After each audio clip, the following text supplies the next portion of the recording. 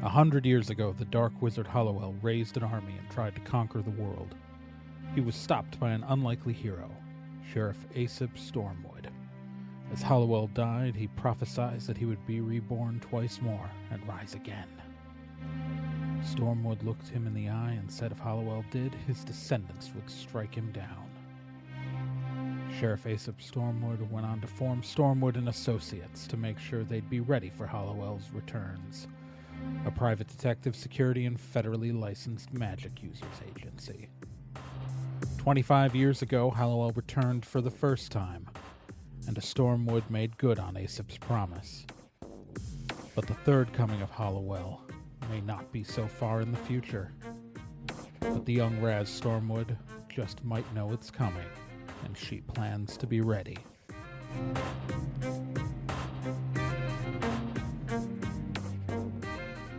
Previously on Stormwood and Associates.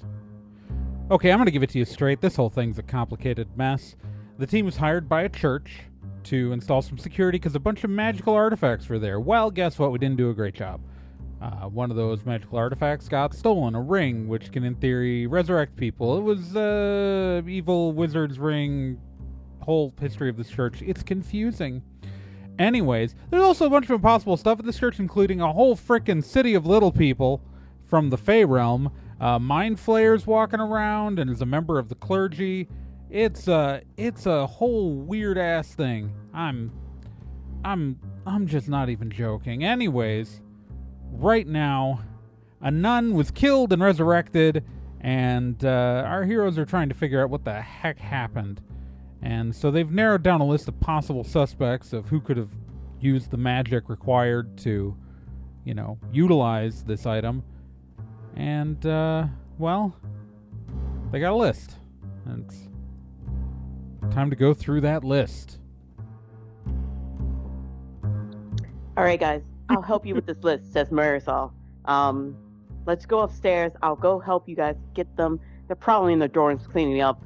And honestly, I want to go there too. Let's go. So, Bill, Raz, and Marisol exit, along with Father Pine. Were you guys just really playing the Switch this entire time? Yeah. You're still at work. You do know I pay you. I'm at work. I couldn't be involved with the conversation that much. I was letting the boss do it. You think a conversation is like a 4-person job? All right. Technically, we were hired to install a security system. Yeah, this is pro bono work. Yeah, I was going to say anything beyond that is technically our own, is voluntary and outside the realm of our contract. If you want, I am more than happy to help out. And you notice I was not goofing around when we were doing the actual install. But I'm still finding dead nun vomit here. No, I'm not. I cleaned that up. Anyways, I'm still finding it all. Look at poor Babbitt here. Wipe off Babbitt. It's pretty gross. Let's go to the showers. She just walks past you guys. Just follow me. I'm clean.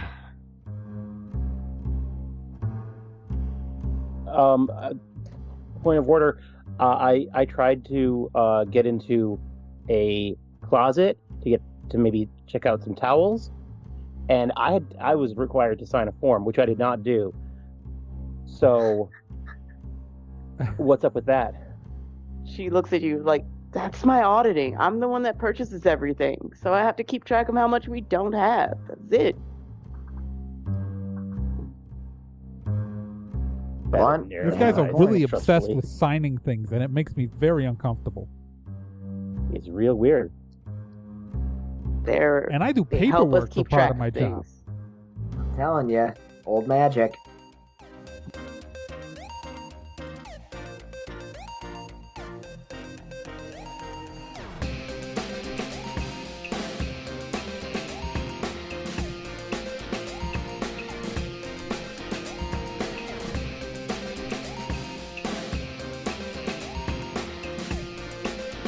If there's a problem, they can solve it. If you need to find someone, they can do it. Stormwood and Associates is a detective, security, and federally licensed magic users agency. If you need help, they'll be there. But don't get in their way, or else you'll get caught in the eye of the storm.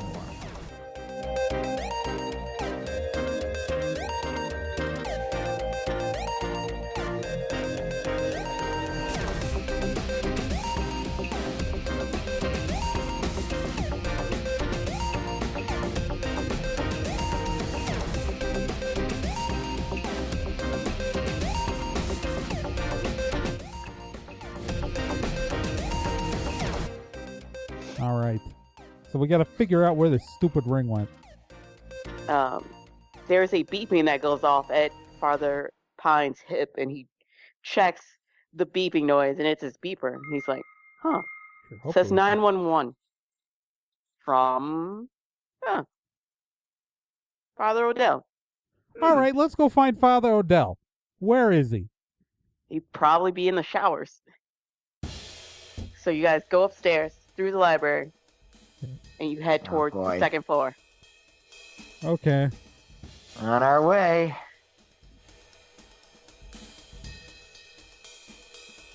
As you guys trek across this very dark evening hallway, it's a little dimmer than usual because the lights are out. You hear this distant yelling from the staircase. So you all just hustle a little faster. I've got my gun out. As you get upstairs, a couple of the monks and nuns are on the floor. This time, there is blood, quite a bit of it. Oh, God. And one body that doesn't have blood on it, on the floor, with the same symbol in its chest as Sister Catherine. Anybody got an axe? Why would I just have an axe on me? I didn't ask. Well, I assume you didn't, but we just chopped it up before it got up and started attacking us. We'd just go faster, right? Your Evil Dead logic checks out. Is there like a fire axe anywhere around here? There is no axe The in the gardener building. might have one. That's true. Shears would work. Shovel? Work hard enough? None of that is in the dorms. Most people have like fire axe. This is like gotta be a fire hazard, right? I mean, like They have fire extinguishers. yeah, but you go to. There is no axe. You guys have you are not up to code. That is all I'm saying. Religious exemptions ruin all of this. All right. A few of the nuns and monks are very panicked now, like quite a bit of them. There are at least 30 people just panicked and upset and clutching their friends who are injured. Only one looks dead.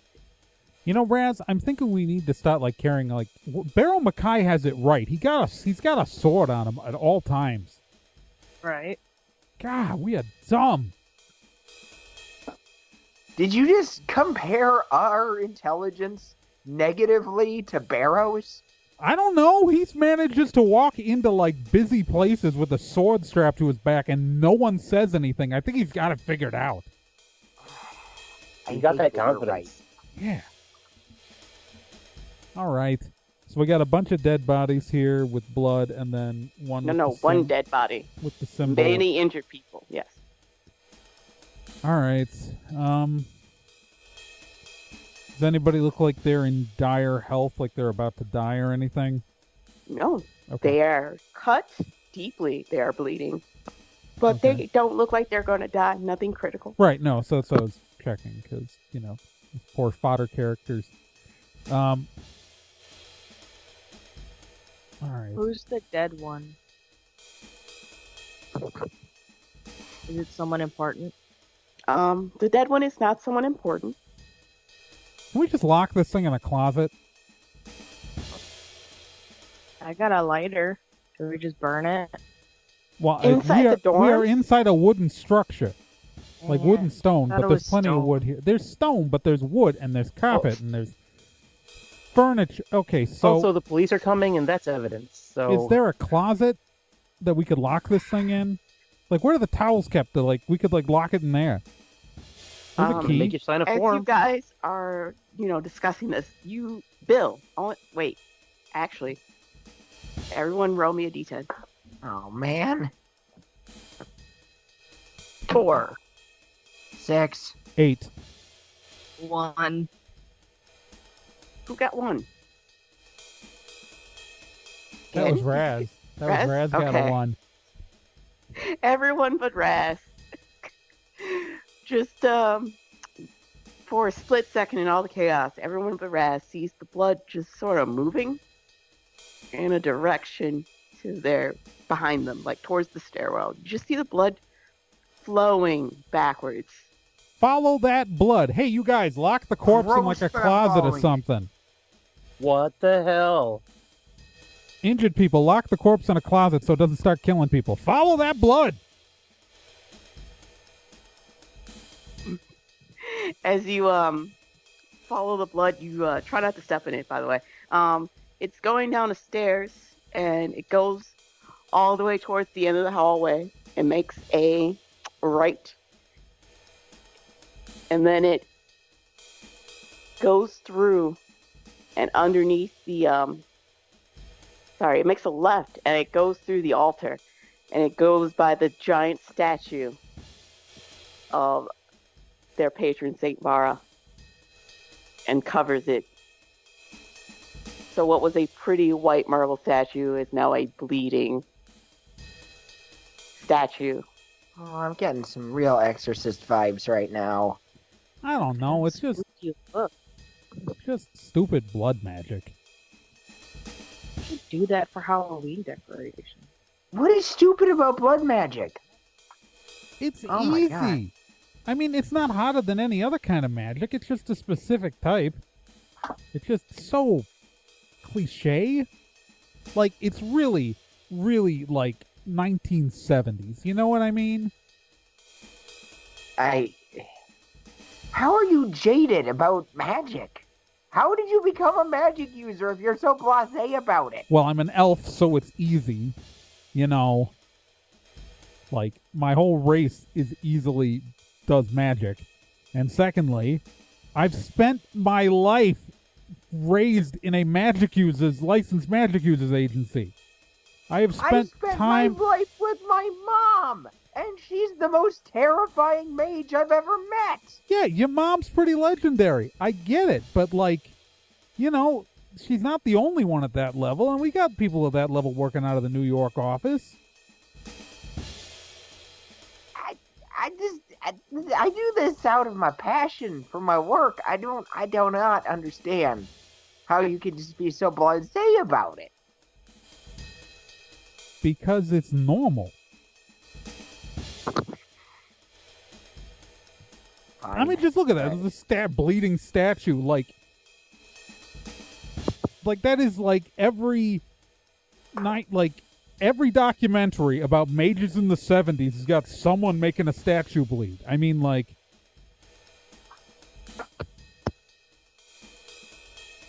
Fine. All right. Well, let's just get this sorted. I need all of you to roll a d10. 10. 9. 6. Damn it. Wow, this is really funny. Wait, dude. Trey. Not Trey. I'm sorry. Kel and Bill, mid-argument, hear a boom come from outside the doors behind the altar. Ah! Babin and Okay. Red don't really hear anything. Oh. So, mid-argument, you guys hear this boom. You hear that?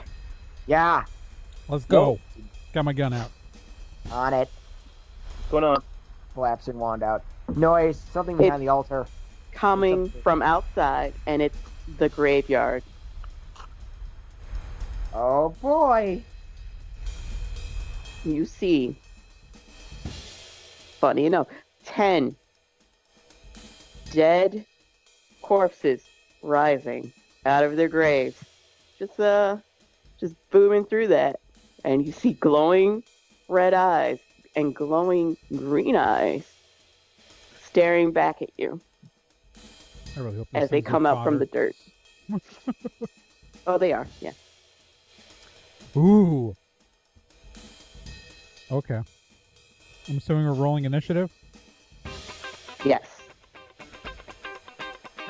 Except I gotta. I rolled to see how many there were. And then there was 10, and I was like, oh no. I should have already done this. I got warned. I have to roll initiative for 10 things. My initiative's 10.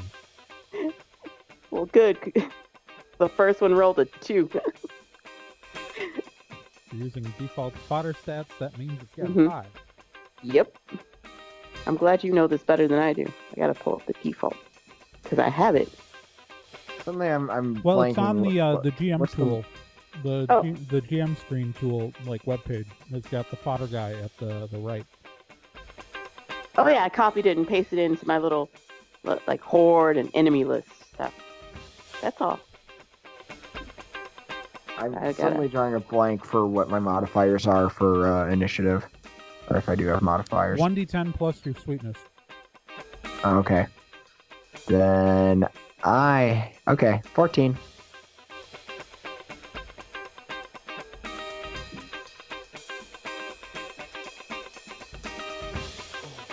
I got 14 as well.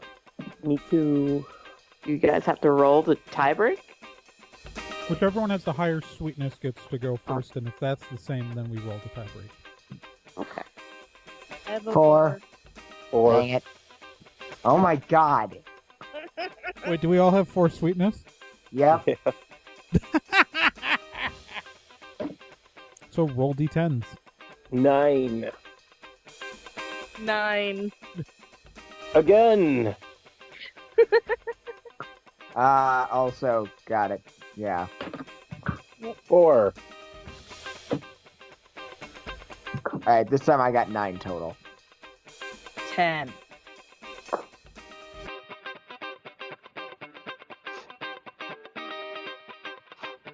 I'm trying to write all these down as well.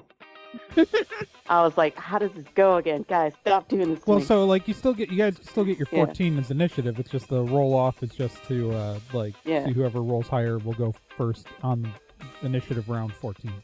Yeah. So I wish I was better at this. Trey, please help me. But you just that's why you just write down the list. Yeah. I'm trying. I kind of got so many numbers thrown at me. I was like, I didn't keep track of that very well. All right, guys so were I having so I much had a fun. 10. Yeah. Babbitt and Raz both had 14. Babbitt, Raz, and Bill had 14. Yeah, All had all 3 of them had 14. 14. So they had to do it again. Right. So Babbitt, Raz, and Bill all had 14. So I think I rolled. The second time I rolled, I also got 14. No. and then- That was just a raw No. D10 roll, Oh, okay. just to see who on initiative round 14 was going to go first. The second time I rolled, I got raw 10 then. And we both got 9. Okay, so then Bill goes first out of 3, and then on that second roll where you and Babbitt rolled off, who got higher? I did. So it's going to I go. got a 10. So Bill, Raz, Babbitt. That's the order for initiative 14. Wow. Thank you. Like I said, that was a lot. I was like, Kel got a 10. What's up with him? And that's all I recall. I only rolled a 6.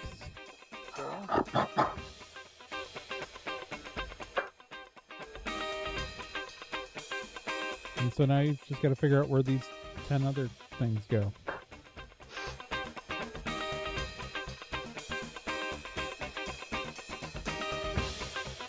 That'll be easy enough. All right.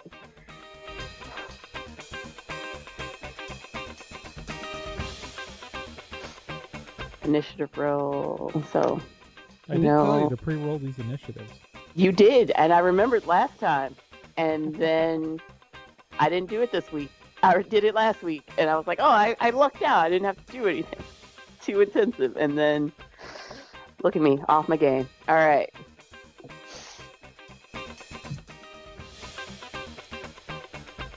Bill, tell me your number again. Bill's the top at 14. 14. Yeah. That's what I needed. Raz is next with. Yeah. We're all 14. Yeah. You're Yeah. all 14. Yeah, Yeah. Bill, Raz, and Just Babbitt all- are all initiative Bill 14. Rathbabbitt. That's what it means. Okay, now it makes sense of it. All right, that's better. All right, I got this. No one beat a 14 for the fodder. So Bill, Raz, and Babbitt all go first.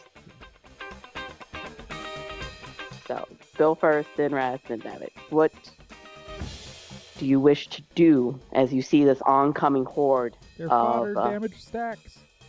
Yep. Alrighty. Then I'm going to look for a group where they are concentrated, and I am going to fire off my trusty psychic flamethrower. Woohoo. So you have to, it's your guns or your range plus level plus 1d10 if these are all fodder. Yep. Alright. So, we're back to level 1 right now. Yeah, we're of level course. 1 right now. 2 plus. Okay, so yep. So level 1, range 1, and D10. 10. You rolled a 10. So- Yes. You just did, so it's 12 damage. That means you just took out 4 of these things. Yep. Opening salvo time, but guys.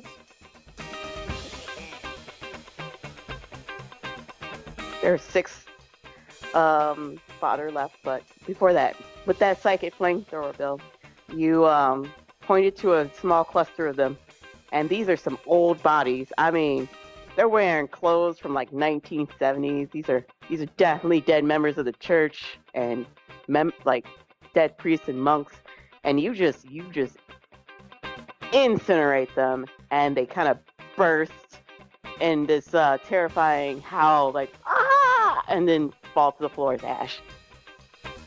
Gross, but acceptable. I like being alive more than I like being nice to dead people. Raz, You can quote me on that.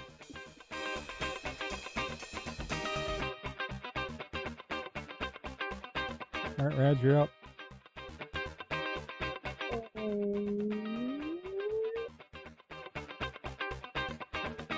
How are they?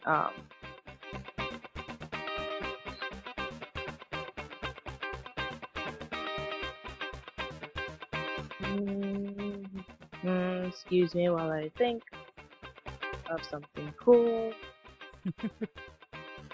I think I'm going to draw my gun and try to use a sweet move to ricochet the bullet off of like as many tombstones as I can to hit as many zombies as I can. Oh, Alright, we have to vote there on aren't that many tombstones. There's like one little spire, but they're mostly like little plaques. And tombstones are really like if you're thinking what I'm thinking of, they only come hip height, not Well, head she's height. just trying to bounce the bullets off of it, so she could. Yeah. So we need to vote if that works. Sure. I'm in favor. I'm in favor. So GM, did it work? It worked. Okay. How do I describe this? How many would you kill in that sweet move? Do I get Well, to? she has to roll the damage then. If we voted Yeah, that it worked. depends on how Alright. much damage I roll. So All right. that's going to be again. That's your guns plus level plus 1d10 because these are all fodder. +1 for main character. Remember, we haven't been using the +1 on the sweet move damage. Right. Okay. Never mind. That'd be 8. That kills Except 2 and for one. injures a third. Yep. 1. We're- So, So we're down to 4 zombies. 3 zombies actually. Wait, Only there were 3. there were 10. They were 10. I took out 4. Took out 4. Then And- Raz. oh yeah, sorry. Yeah, Raz only. one. Raz Yeah. took out Injured. 2 and injured a third, so the third one is still alive. Yep. Out of that All right, group. 4 zombies. Yeah. With just one that's barely hanging on to its new life. With that sweet move, Raz, that was incredible. You shot 2 of them, killing them through the head. They just crumble to the ground. Their bodies lying prone, and one of them gets the last momentum of the bullet, and it just its head just like gets stuck backwards, and it's like slowly walking towards you. The remaining 3, let's see.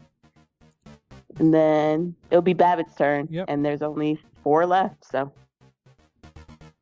All right. I spot one wearing a tie.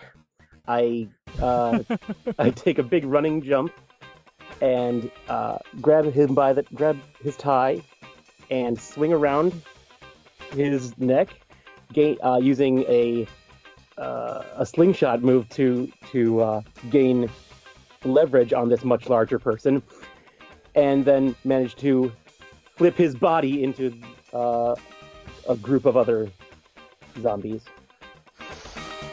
And this is a sweet move. It's a sweet move, yeah. Heck yeah. I love it. I like it. I'm just wondering, how much Yes. do you weigh? Well, that was why I said I used a slingshot move to gain leverage. Well, his neck is pretty decomposed. Oh, are you voting no? Well, no, I'm just making you- sure that he can do it. Okay, so you let's. can vote. You no can if vote you want. no, and he still I've has never a heard chance. no. So Oh. yeah, he can. You That's can, just because we don't do it, Yeah. because everything we do is really cool. right. Yeah, so like- so this is how the system works. If anyone votes no, including the GM, he can still try to make it happen. He just has to roll for it. Oh, it's never occurred. I want to, no offense. I Okay. believe you. I trust you. This is the coolest thing I've ever heard. I don't trust the zombie's neck. That's all I'm Okay. saying. All right. Alright. So let's So, duke all it right, out. So the test here is that Babbitt will have to roll a 1d10, and he has to roll lower than his level plus 1. So a level 1 character, he's got to roll a 5 or lower for it to work. Okay. Roll that dice. 2. So it works. Yes! It is an immaculate projection of Babbitt's skills.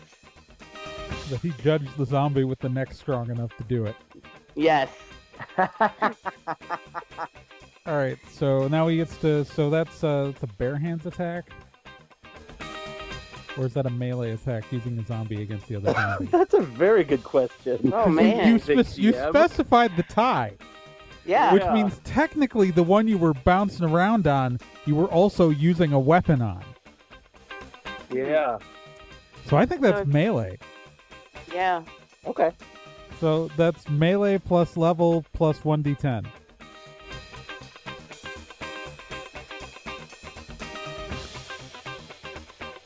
Okay. 12. that's enough to kill 4. So Yeah. And this miraculous move and beautiful judgment. You project yourself slingshot style, grab onto this zombie's tie, and just fling him around to the other ones and just knock all of them down, Kel just, separating quite a few torsos in the process. Kel just sighs, puts away his gun. You know, you gotta give me a chance to get in there. Jesus.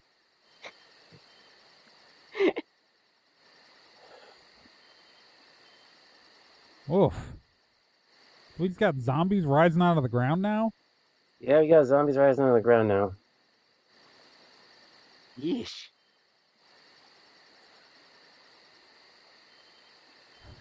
So so should we see if anything happened with the statue covered in blood?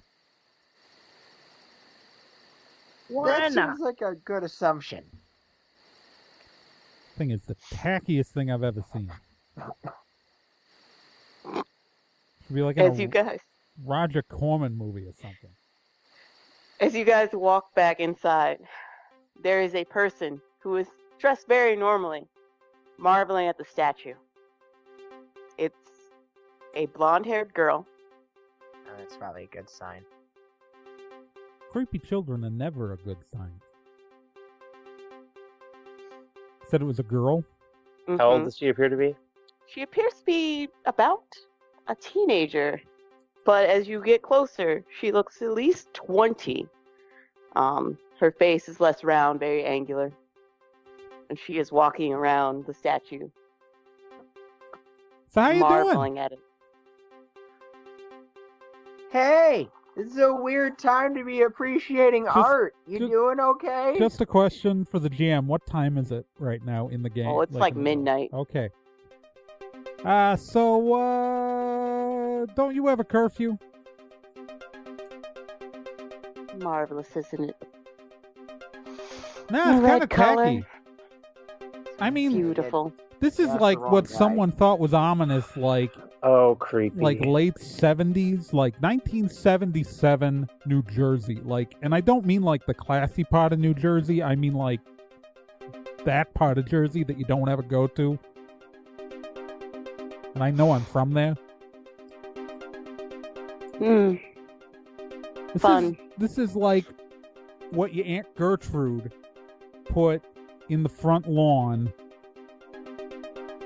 and like forgot about, and then like something grew over. Like, this is just uncreative and tacky. I just look her dead in the eye. Everyone has opinions, just like assholes.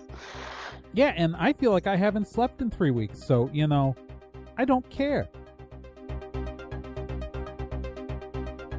Can I redo that? I said that wrong. I just realized I said it wrong. No, Oh, you have to I'm trying live be with it. No, it's so terrible. I was like, wait, I just said that wrong. I've been sick. Leave me alone. I'm trying. We can pretend she said it right. Okay, listeners at home, just pretend she said it correctly. And that it was NyQuil. really Receive ominous. this for the blooper reel? Come on. You don't have Sudafed. Blooper reels. I'm so sorry. Listeners, just pretend she said it right. It's Let fine. me try again. No, it's gonna bother me. understood what you were getting at. I'm so bad. That was so dumb. I was like, that was stupid. Oh, I'm so sick. This character's supposed to be cool. I don't have the level of swag. All of needed this is for it. going in. I don't care. I'm not editing around this. Damn it, Trey. I'm so mad. She's supposed to be cool. It's fine. We believe you. If you want to say the line again, fine, but it's going in.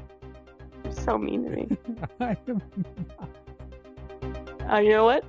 The show will go on. I'll go on. I'm sick. I got my teeth. I'm gonna do it. I don't care. I'm gonna go. I'm gonna live with that. When I'm like famous in like 20 years, we're gonna remember this moment. And then you're gonna watch me be a real badass. All right, let's go. She looks at you. Your haircut's stupid. Your haircut's stupid. Wait, go do you down also to think cost my cutters? haircut's stupid? Your haircut is very stupid, Bill. I'm sorry. It is. You shut up, dude. Nobody thinks my haircut's stupid, right? No, it's pretty cool. Yeah. It's Alright. alright. I like it. Okay. You're like a hot stripe from Gremlins. That's what I was going for. Yeah, no, it works for you. You go. Yeah. It's really All good. right. Look, the point is, creepy lady, we are united in our willingness to stop you from whatever it is that you're doing. We don't even know what she's doing. Really, she just looks like she wandered off. And should probably go home. Home. Yeah, I guess I should. We just had we really just had a talk about, the people from other dimensions going home. We probably shouldn't encourage I'm assuming dimensional Can I detect spooky? Yes. Crap! Don't encourage her going home! It is the worst feeling. You feel very heavy around her, like something is very off. Don't tell her to go anywhere other than to hell. She is walking away. You know, we could Very get you a cool. room at the local Marriott, call your parents. Wait. Where is home for you? Boston, Massachusetts. Oh, that explains everything. Of course someone from Boston would think this looks cool. It doesn't change the fact that this is the grossest feeling I've had in a very long time.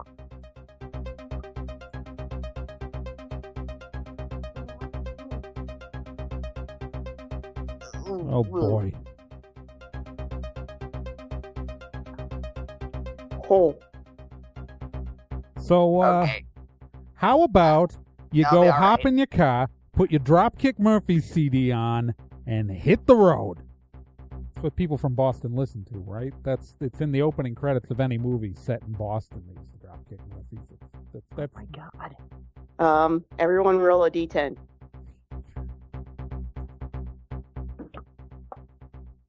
5. 2. 10. Bill is the only person that notices the magic swirling around her. Everyone else just didn't notice that she instantly disappeared, but Bill saw the entire thing. Oh my god. She just magicked away. You guys. No one else saw that. Well, I mean, I see that she's not there anymore. It was magic. She just magicked out of here. I don't know. See if I can trace it, maybe. All right, let's see. Is that a sweep move? Let me have to bring up the magic user thing. What is he Like, doing? how do you trace? He's trying to trace it. Detect spooky. So, detect spooky. What it says, it's a give me 5 minutes ability. Yeah. But it's an archmage can instinctively detect supernatural, magical, divine, and other spookiness. That's all it says. So it means, in theory, if she's nearby, he should, like, if she just went invisible, he should still know where she is. He won't obviously see her if she's invisible, but like, he would know where she is. If she teleported away, if she's no longer in the immediate vicinity, he wouldn't know where she went. But if she's just might detect like a teleportation, right, like set- he'd be able to tell where she teleported from, but he wouldn't necessarily know where she teleported to. But if she just went invisible and ran away on feet, he'd be able to track her. Okay, then he can definitely track her because it was just she got 10 on hide, so she's just like, I'm gonna hide. Excuse me. Yeah, if she's got magic swirling around her and she just hid, he pretty much can pinpoint wherever she is. Oh yeah. Alright. She's going this way. She's actually in the gardens now. So you guys all follow Bill towards the gardens as he directs you. Wait, so she just did a hide roll? Yeah. That was unless I'm wrong about how No, hide okay, works. okay, so why was so Bill, what did Bill roll? He rolled a 10 too. Right. So did she roll a 10 or did she roll Oh, she rolled a 10. Yeah, then you can't see her. Okay, no, it's because you have to a 10's the perfect hide, so yeah, no one can see no matter what. So yeah, but he can still detect spooky because she's got magic swirling around her. So yeah. Oh yeah. Okay, sorry. I was just clarifying. No, that's fine. That's perfect. All right, so if Bill's following her, we're following Bill. Yee. As she's in the gardens, she looks at all of you. She's just, appeared again. She isn't really trying to hide this time. Instead, she just raises a hand. Oh no. This never ends well. Roll initiative. Good thing I have all my spells still. It's on like Donkey Kong.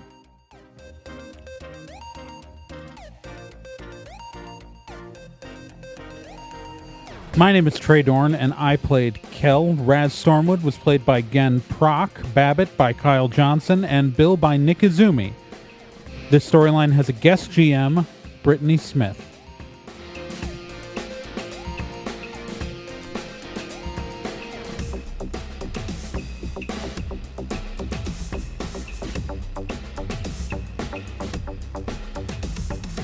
Stormwood & Associates is a production of Nerd and Tie. You can find more information at nerdandtie.com/Stormwood.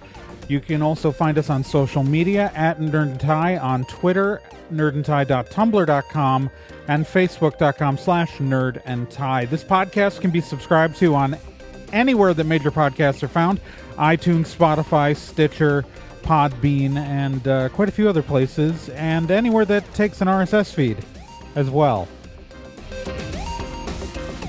To be continued.